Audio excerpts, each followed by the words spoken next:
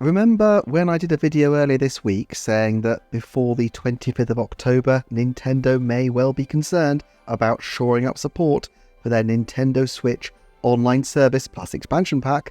Well, boy, have they done that.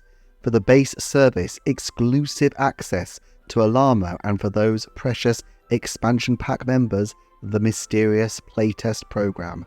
At this point, it really doesn't matter to a large degree if a Switch 2 will materialise in people's laps on the 21st of October, or if Nintendo will unveil Mole Mania 99, which, come to think of it, would be pretty awesome.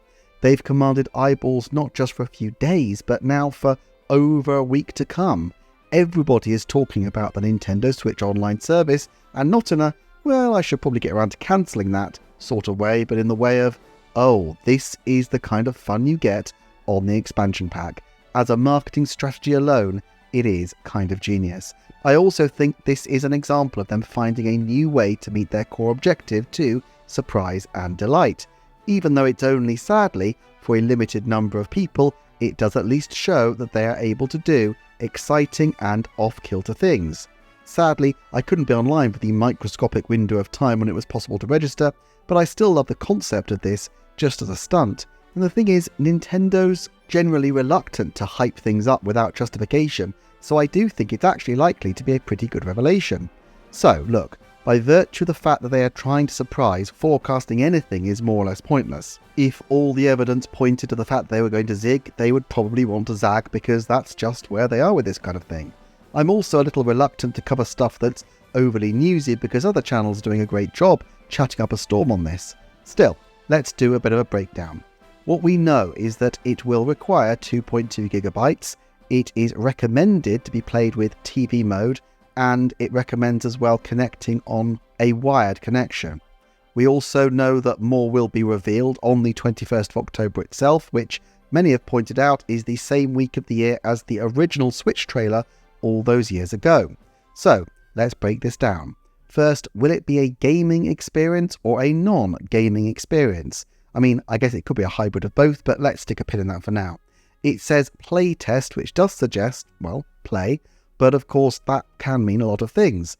So let's start with the most obscure kind of options. One classic form of play would be a Nintendo Music service.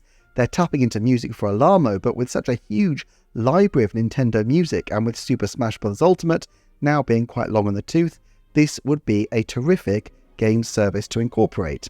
My hunch is that with a multi-gigabyte download and a suggestion to play wired, there'd be more to it than just the music, but Nintendo is never going to do the low-hanging fruit thing of just making their own Nintendo version of Spotify.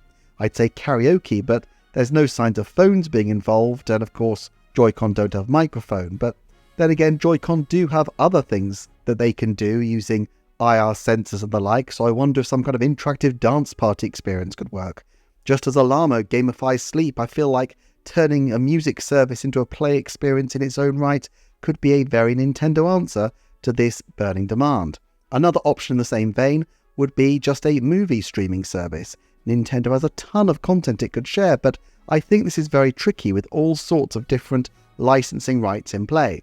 Then there are community features, another Miiverse situation. This is always a tricky one to navigate. Since the Wii launched, social media has taken over the world in a massive way, while Nintendo has seen the risk of that for their ability to control the message and has actually stepped back from many of these interactive features. Still, community building with their loyal expansion pack tribe does make some sense, but fundamentally I don't think Nintendo would go backwards to something they've already done. Ultimately, I don't see non-game related content flying at all, and I give a music service, movie service, Miiverse scenario or other similar possibilities just a 10% shout unless they're wrapped up in something highly gamified. So let's look within gaming options, and here we need to consider basically whether we're looking at something old or something new. At 2.2 gigabytes, it's probably not a Pokemon Yellow 99. A GameCube NSO drop is, I guess, the obvious go-to, and I've seen people refer to reports of a leaked GameCube controller as signifying this possibility could be quite likely. However, while I know it would really excite some people, and it does seem fairly logical, it feels oddly un-Nintendo. It is, after all, fairly guessable, and so why have a big surprise for something which is essentially just the next evolution of Nintendo Switch Online? Also, why the online playtest? Now, a good reason here would be the arrival of a Super Smash Bros. Title, and of course in this case it wouldn't need to be Melee, but it could well be the N64 original.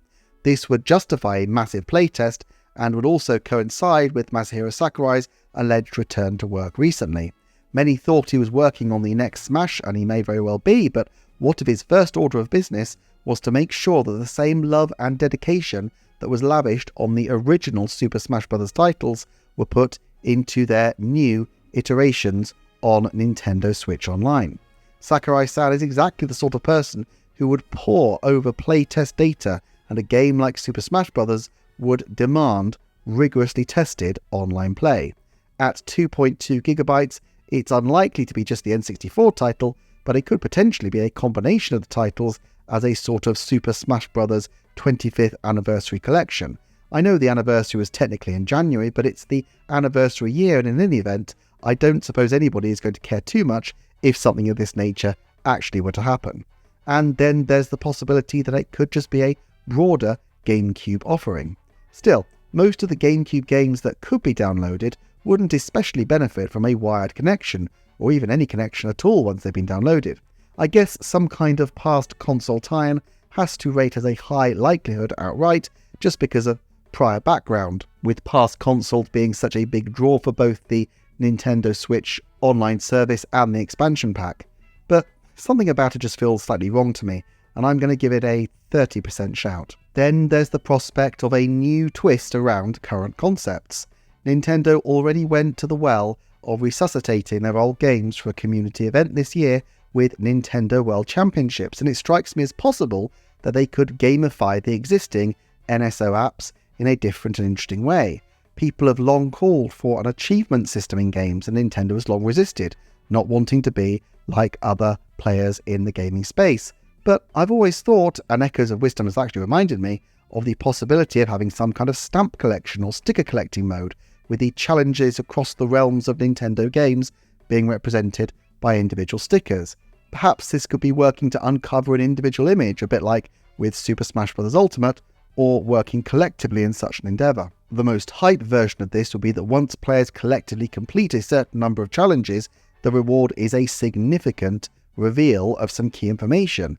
But perhaps at that point the only reveal that I can think that would meet the hype is either the new console or a major new game like the next Mario Kart. I kind of love the idea of Nintendo setting its fans to work to really earn a major revelation, and while I think that specific option is too long a shot to even give a score to, I think something that requires community cooperation in some form, even if it's through a game, has to be 30%, as I feel like they will want to encourage that sense of community and loyalty to the product line. But if they're going to build to revealing something, why not just reveal it? This leaves us with the option of a new game reveal, probably a game reveal either from the next system or that is cross-gen with the next system. And at this point I think this option does make a lot of sense. Irrespective of whether they launch the next system itself or not, they will still want to promote games that are going to be on it. I've talked in a previous video about how they will often reveal key titles before a console reveal, so that the first advertisement has games worth showing. They don't even need to tip their hand about Switch 2 to show a major new title for it. This is a particularly bold move to do because unless the game they're showing is cross-platform, it would probably involve some kind of streaming component to demonstrate the next console's capabilities, which I guess is what would qualify as a new feature for Nintendo Switch Online. And let's face it, this would be an incredibly powerful reason for people to keep the expansion pack. Imagine if you were able to stream previews of games in advance of release, sometimes from announcement day. What games could feature in this case? I mean, if they want to ensure acclaim, then the obvious one to go for is the next Mario Kart.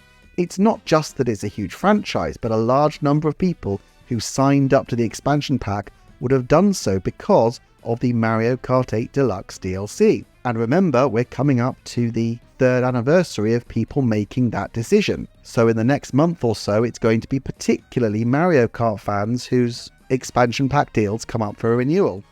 Whereas there's a risk with Smash that the player base of the expansion pack might not overlap perfectly with the player base of the Super Smash Bros. Games, they can be fairly sure that nearly everybody who tunes into the test play is going to have a good time with classic Mario Kart. I do think some kind of Mario Kart, while low odds overall, has to be a 10% shout. But if they're not going with high familiarity, then why not something brand new? Splatoon is now one of their biggest franchises, but that was announced over a decade ago.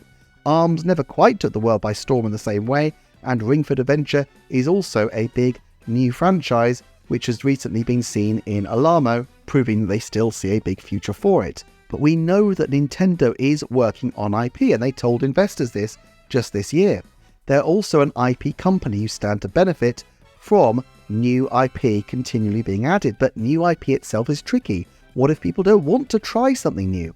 Well, this is the kind of hype bomb launch that kind of necessitates people play, and if the concept is as good as they will no doubt be hoping, then word of mouth should follow suit. Now, I can't see a new IP being launched as an expansion pack only option, but perhaps there would be particular benefits and specific DLC only for the expansion pack, or just a game trial specific for those members. Nonetheless, if I were Nintendo looking to debut a brand new concept in gaming, I would want a very high profile venue to do it and to get people playing it as soon as possible, rather than guessing and speculating, all the while with the idea potentially open to second guessing and losing its freshness. I think the chance of a new IP game has to be at least a 10% shot, and the language of a test play does remind me of the way they ran the early Splatoon showings. Whether this would be competitive or cooperative, I don't know, but clearly some kind of strong online showing would be a fairly major part of it, and I think in this case it would be likely to be cross-gen just because the install base of the current Switch is so large. In many ways, this remains to me the most tantalizing possibility. But look, there are so many possibilities that any individual option is going to be a huge long shot. Still, I think there is one broader strategic consideration with what Nintendo are trying to do here. So in tomorrow's video, which will be on screen now if you're a day or more behind, or on the Patreon already if you're a member of that, I'm going to talk about the evolution of Nintendo's engagement strategy and why this could be the beginning of something really huge. Thanks so much for watching. Remember to subscribe and like, and I'll see you next time for another Nintendo Forecast.